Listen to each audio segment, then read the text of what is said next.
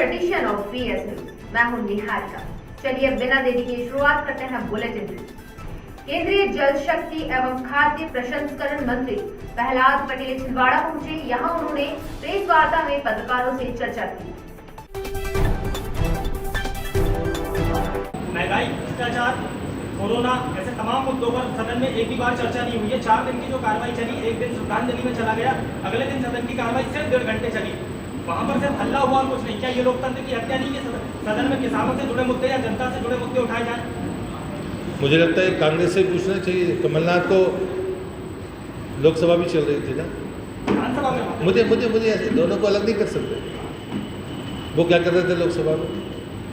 वहाँ तो सरकार तैयार थी, यहाँ भी सरकार तैयार थी, चलाने के लिए सरकार तैयार थी, कांग्रेस तैयार नहीं थी। इसलिए कमलनाथ अगर ये बात कहेंगे, वो भ्रष्टाचार पर बात करेंगे, भाजपा क्यों तैयार नहीं होगी? हम तो आज तैयार हैं, खुले चौराहे पर तैयार हैं, सदन की छोड़ दी। ये बातें कांग्रेस को शोभा नहीं देती। जो बात आप कह रहे हो, जिन मुद्दों पर कांग्रेस बहस करना चाहती है, वो कांग्रेस उस पर हमारे सामने खड़ी नहीं हो सकती। इसलिए ये बिल्कुल गलत आरोप है। चाहे लोकसभा हो चाहे विधानसभा हो, भाजपा की सरकार चर्चा पर विश्वास करती है और ये दरवाजे हमेशा खुले हैं। ये कांग्रेस हमको ज्ञान ना दे, वो देखे कि वो क्या कर रहे हैं। षड्यंत्रों की राजनीति और भ्रष्टाचार की राजनीति की पूर्णतः निवृत्ति का समय है। मैं देखता हूँ छिंदवाड़ा में एक नई ऊर्जा के साथ पार्टी के साथ लोग जुड़ रहे हैं और एक बड़ी सकारात्मक ताकत, उसमें मैं आप लोगों का भी योगदान मानता हूँ, आपको भी धन्यवाद देता हूँ। पर मैं एक ही लाइन में कहूँगा कि अब इनके पूरी तरह से समाप्त होने का समय आ गया है। जो षड्यंत्र की राजनीति करते थे, जो भ्रष्टाचार की राजनीति करते थे, जो दबाव की राजनीति करते थे, उसकी निवृत्ति का समय है। उन तमाम लोगों को सहयोग करना चाहिए जो छिंदवाड़ा का विकास चाहते हैं। मक्का के उत्पादन में छिंदवाड़ा अव्वल दर्जे पर, उसका प्रबंधन तरीके से हो, या तो फैक्ट्रियाँ उससे कंज्यूम करें या अन्य जगह पर वो जाए। इस बारे में जो संभव होगा, कुछ बातें अभी प्रशासनिक अधिकारियों से मैंने की है, निश्चित रूप से मैं उसे पूरा करूँगा। नहीं, मुझे लगता है पूरे देश में एक नीति बनी है। जो सबसे बड़ी समस्या थी कि पेट्रोल में डीजल में मिलाने की जो परमिशन देनी थी, वो भारत सरकार ने दी है। अभी बीच में बड़े पैमाने पर 1 महीने पूरे आवेदन मांगे गए और प्रोसेस करने के 2 ही रहे। एथेनॉल बनाने का एक तो अनाज से तरीका है और दूसरा तरीका मोलासेस से है। दोनों को ऑप्शन को भारत सरकार ने खुला रखा है। यूनिट लगने में स्वाभाविक है कि 7 से 2 साल का समय लगेगा। आपके यहाँ कोई एथेनॉल का यूनिट है, लेकिन ये भी है कि यहाँ सरप्लस मक्का है, उस सबके कंज्यूमशन के बाद भी उसके प्रबंधन की बात होनी चाहिए। और वो हो सकता है कि जो नेपाल का उसका अपना बाज़ार था, वहाँ की पहुँच उसकी बनी रहे और उसमें जो भरपाई कर सकते हैं। तो भारत सरकार के पास में किसान संपदा योजना में एक योजना है जहाँ हम ट्रांसपोर्ट का आधा भारत सरकार देती है।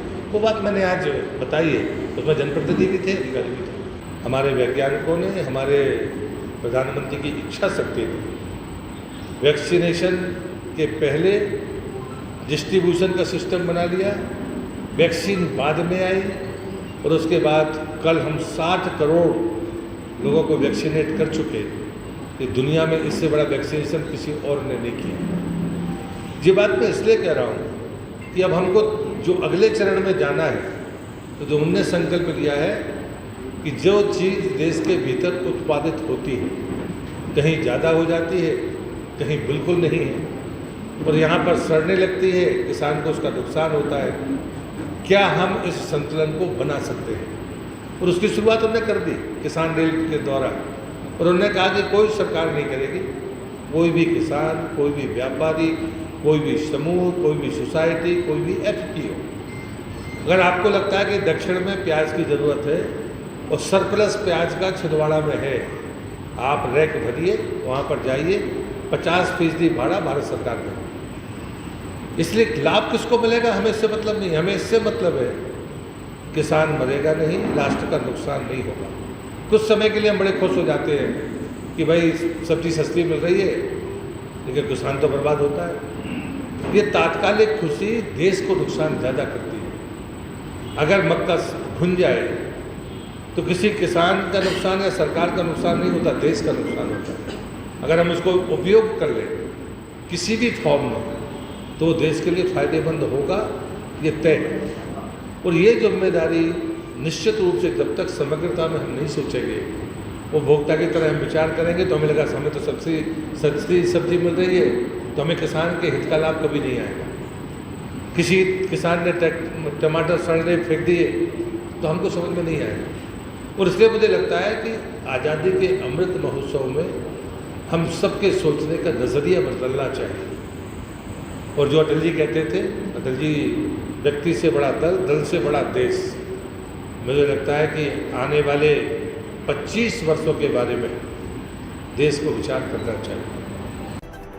केंद्रीय मंत्री प्रहलाद पटेल ने भाजपा नेता एवं कॉन्ट्रैक्टर अनिल रॉय के निवास पहुंचकर सौजन्य भेंट की, पारिवारिक सदस्य से कुशल क्षेम जाना। बेटा कौन सी बात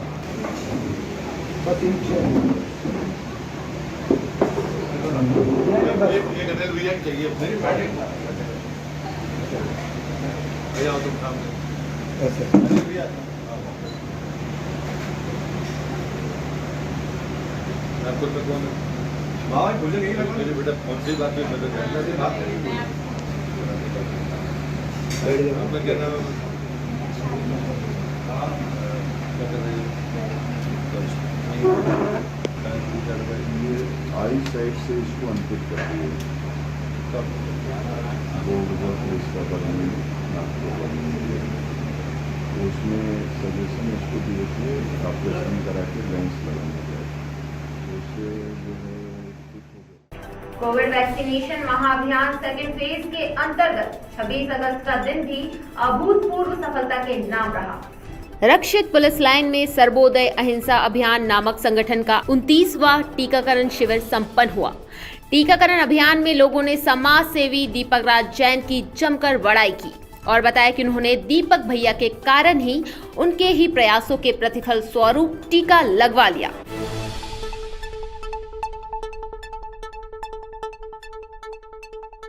और मैं दीपक राज जैन जी का बहुत आभार व्यक्त करता हूं, जिनके सहयोग से मैंने आज मेरी धर्मपत्नी के साथ में पुलिस ग्राउंड में कोविशील्ड का सेकंड डोज लगवाया। मैं उनका बहुत बहुत आभार व्यक्त करता हूं।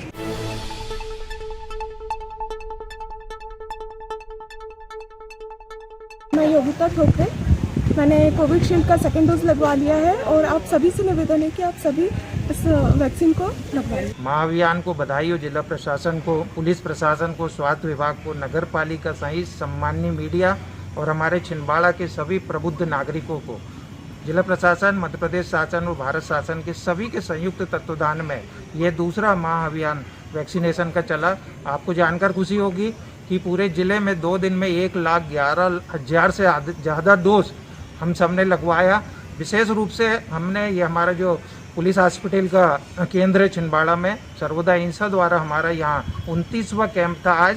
हमने इसमें वृद्धजनों को विशेष रूप से और जो हैंडीकैप हमारे दिव्यांग लोग आते हैं उन्हें हमने गाड़ी में ले जाकर वैक्सीन लगवाई, जलपान कराया और मिष्ठान का वितरण भी किया। एक जो हमारा आज का कुशल मार्गदर्शन में कलेक्टर साहब के उसमें जो कैंप हुआ, उसके लिए मैं जिला प्रशासन के साथ में पूरे मीडिया जगत को आभार व्यक्त करता हूं। विशेष रूप से हमने कल 411 डोज लगाए थे और आज हमको लगभग 430 डोज, जिसमें से 370 कोविशील्ड के और 50 कोवैक्सीन के मिले और हमने सफलतापूर्वक यहाँ वैक्सीनेशन किया। विशेष रूप से हमारी जो नर्सिंग बहनें सुबह 8 बजे से आती है, आप देख रहे हैं शाम के अभी 6 बजे हैं और हम इस कैंप की समाप्ति की घोषणा करते हैं। और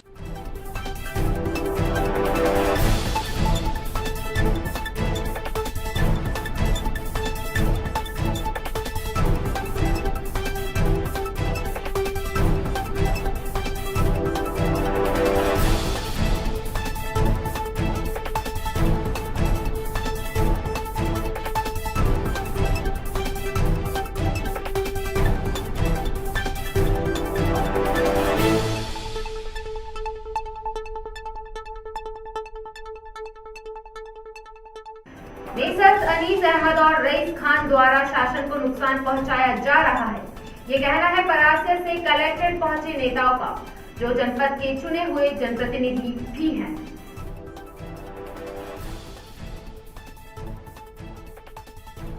सिर्फ जनपद अध्यक्ष की आड़ में सर हर गलत काम है। और ये देखिए ना, टेंडर डाले हैं बिल्कुल, यानी बैंक गारंटी खड़ी है 4 टेंडर।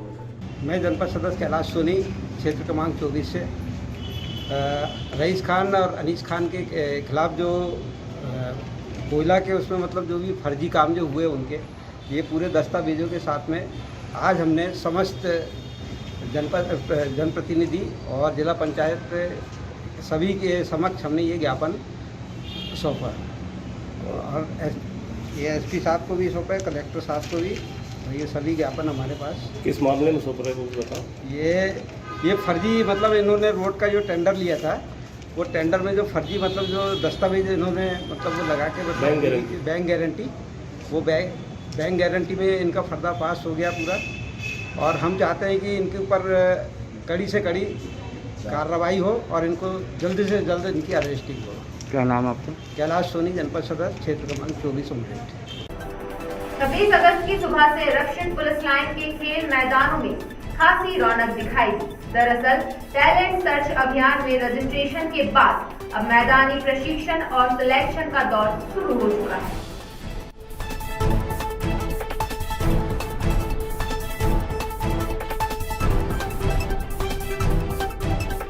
टैलेंट सर्च का आयोजन किया गया था, जिसमें ऑनलाइन रजिस्ट्रेशन किया जाकर हर एक ज़िले के बच्चों को आज दिनांक से उनके इवेंट शुरू हो रहे हैं और ऐसे लोगों को आगे आने वाले जो स्पोर्ट्स एकेडमीज हैं उनमें हिस्सा लेने का और उनमें प्रवेश दिया जा सकेगा।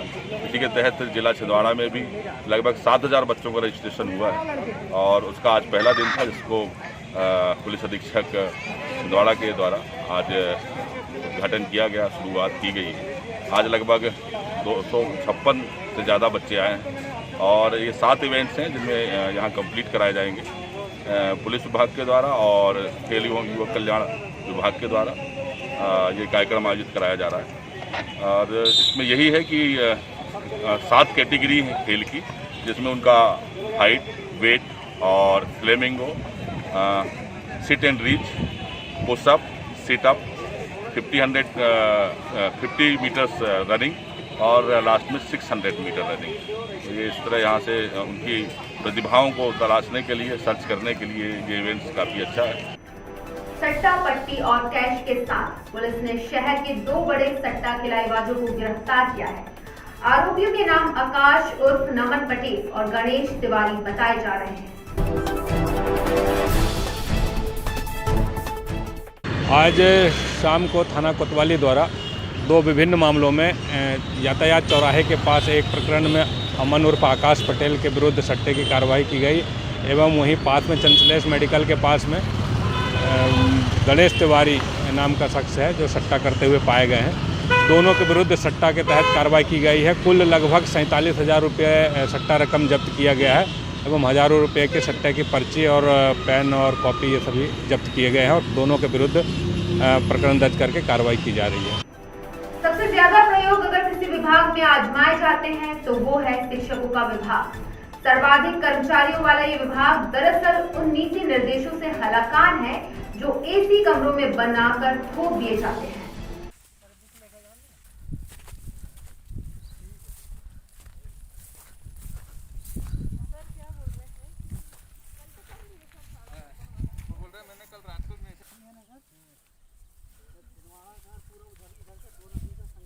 बारिश में अपने को अंदाजा नहीं हो सकता कि अपन यहाँ जहाँ जाएंगे वहाँ पे क्या हो सकता है। अब देखो कल हम उस वाले एरिया में थे, वहाँ से यहाँ से मतलब 5 किलोमीटर की दूरी पे है, वहाँ पे भी पानी बहुत ज़्यादा था।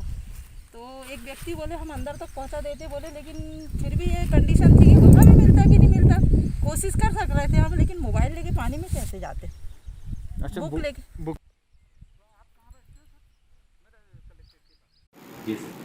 वर्तमान सत्र 2021-22 की निःशुल्क पाठ्य पुस्तकों का वितरण जनपद शिक्षा केंद्र छिंदवाड़ा द्वारा सीधे स्कूलों को किया गया है। स्कूलों में पुस्तकें प्राप्त होने के बाद वितरण की एंट्री एम शिक्षा मित्र टेक्स्ट बुक वितरण ट्रैकिंग ऐप के माध्यम से किया जाना है। जिसमें बहुत से स्कूलों की लोकेशन स्कूलों से प्राप्त हो गई है, परंतु कुछ स्कूलों की लोकेशन स्कूल से नहीं मिल पा रही है, जिस हेतु वरिष्ठ कार्यालय से प्राप्त जो निर्देश प्राप्त हुए हैं उसके अनुसार एम शिक्षा मित्र ऐप से शाला दर्पण के माध्यम से स्कूल की लोकेशन शिक्षकों द्वारा शाला में उपस्थित रहकर ही शाला से ही लोकेशन प्राप्त करने की रिक्वेस्ट जिला शिक्षा केंद्र में भेजनी है, जहां से लोकेशन अप्रूवल होने पर पुस्तक ट्रैकिंग का कार्य आसान हो जाएगा। तो चूँकि ये जो अभी जो मॉड्यूल शुरू किया गया है, ये एक प्रकार से हम इसे बोले कि इंटरनेट की हाई बैंडविड्थ पे काम कर रहा है। मतलब यदि कहीं अपन को लो नेटवर्क रहेगा तो अपन को वो पुराना रिकॉर्ड दिखाता है। जैसे अपन किसी रास्ते से आ रहे थे तो वो लोकेशन जहाँ की उन्होंने रिसीव कर लिया वो लोकेशन दिखा रही थी। तो अभी शिक्षकों को हिदायत दी गई है कि अपना जो लोकेशन है वो मोबाइल अपनी वास्तविक लोकेशन पे जाके एक बार मोबाइल को रीस्टार्ट करें और अपना जो मास्टर डाटा डाउनलोड होता है जो हमारे स्कूल शिक्षा विभाग का है वो उसको डाउनलोड कर लें, तो जो नई लोकेशन है वो प्रदर्शित होने लगती है मोबाइल पे, जिसके माध्यम से अब सही लोकेशन से पाठ्य पुस्तक प्राप्त की जा रही है। ये थी हमारी अब तक की खबरें। अगले बुलेटिन में आपसे फिर होगी मुलाकात। तब तक के लिए हमें दीजिए इजाजत। नमस्कार।